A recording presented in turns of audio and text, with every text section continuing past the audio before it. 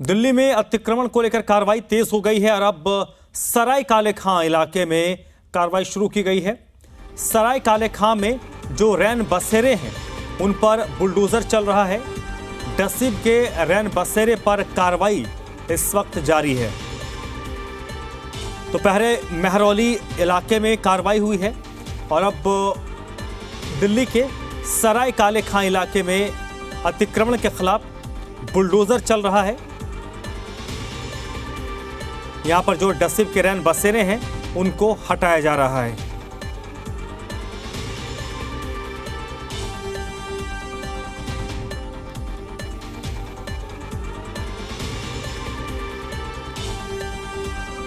अतिक्रमण के खिलाफ लगातार दिल्ली में कार्रवाई हो रही है। कार्रवाई तेज कर दी गई है और ये देखिए डसिब के रैन बसेरे हैं जिनको ध्वस्त किया जा रहा है।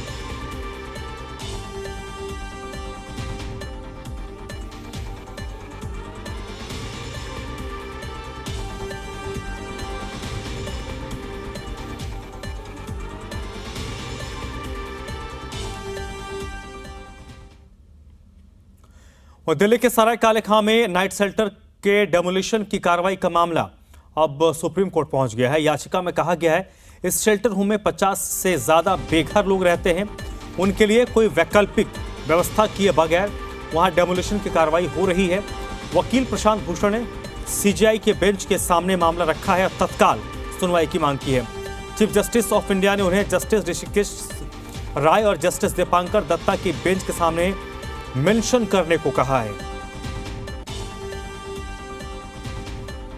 तो दिल्ली में जो कार्रवाई हो रही है इस कार्रवाई के खिलाफ प्रशांत भूषण सुप्रीम कोर्ट चले गए हैं और सुप्रीम कोर्ट में उन्होंने चीफ जस्टिस ऑफ इंडिया के सामने इस मामले को रखा है और इस मामले को तत्काल सुनवाई की मांग उन्होंने की है। और जो प्रशांत भूषण है उन्होंने कहा है कि इसमें 50 से ज़्यादा बेघर लोग रहते हैं, बगैर वैकल्पिक व्यवस्था किए उनके आशियाने को ये जो यहाँ पर बना था उनके लिए रहने के लिए उनको तोड़ा जा रहा है। अरविंद सिंह इस वक्त मेरे साथ जुड़ चुके हैं जी मीडिया संवाददाता, इसी पर ज्यादा जानकारी के साथ। अरविंद, क्या कुछ अपडेट है इस मामले में? क्या इस मामले पर आज ही सुनवाई होगी अभी या लिस्ट नहीं हुआ है मामला?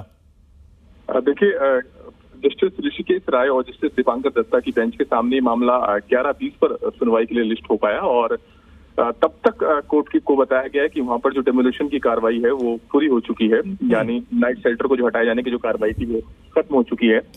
लिहाजा अब डेमोलिशन पर रोक की मांग का कोई औचित्य बचता नहीं है। हालांकि कोर्ट ने ये कहा कि यहाँ पर जो लोग रह रहे थे 50 के करीब जो बेघर लोग थे वो यहाँ पर रह रहे थे और उनके पुनर्वास की व्यवस्था हो सके इस पर हम विचार करेंगे। और कोर्ट ने 22 फरवरी को आगे सुनवाई के लिए कहा है। तो अभी जो इस मामले में याचिकाकर्ता है वो अपनी याचिका में संशोधन करेंगे। अब चूंकि डेमोलिशन हो ही चुका है, लिहाजा डेमोलिशन को रोकने की बजाय अब उन लोगों के पुनर्वास की व्यवस्था हो सके जो यहाँ पर रह रहे थे, उस मांग पर सुप्रीम कोर्ट विचार करेगा 22 फरवरी को। ठीक है। और अरविंद, इसमें पर्टिकुलर सराय काले खां इलाके में जो कार्रवाई हुई है उसी को मेंशन किया गया, तो ओवरऑल जो या फिर ओवरऑल जो दिल्ली में कार्रवाई अलग अलग एजेंसियां कर रही उसका जिक्र था इसमें? नहीं, सुप्रीम कोर्ट में जो मामला लगा हुआ था वो सिर्फ सराय काले खां में जो एक नाइट शेल्टर है उसके डेमोलिशन को लेकर के मामला था। दिल्ली के बाकी हिस्सों में जो अतिक्रमण हटाने की कार्रवाई हो रही है उसका सुप्रीम कोर्ट में जो सुनवाई चल रही थी उससे कोई संबंध नहीं है। चलिए, बहुत बहुत शुक्रिया अरविंद आपका जानकारी के लिए।